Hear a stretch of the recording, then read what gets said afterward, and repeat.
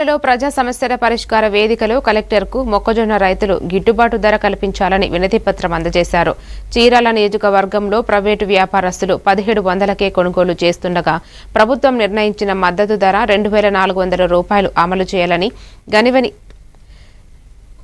గవినివారిపాలెంలో కొనుగోలు కేంద్రం ఏర్పాటు చేయాలని కోరారు. ఈ కార్యక్రమంలో వైఎస్ఆర్ రైతు విభాగం నేత కావూరి రమణారెడ్డి, గండూరి వెంకట్రావు తదితరులు పాల్గొన్నారు.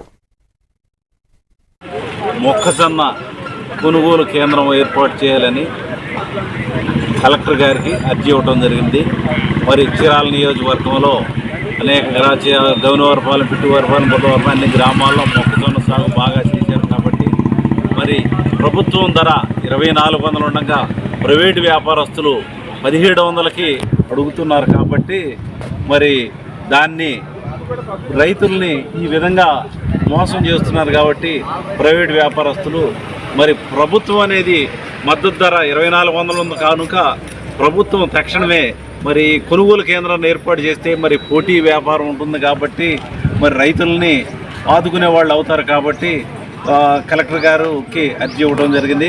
కలెక్టర్ గారు అధికారులను పిలిచి సానుకూలంగా స్పందించి మార్చి ఆఖరి లోపల పంట బాగా వచ్చింది. కాబట్టి ఈ లోపుగా కొనుగోలు కేంద్రాన్ని ఏర్పాటు చేస్తారని చెప్పినారు.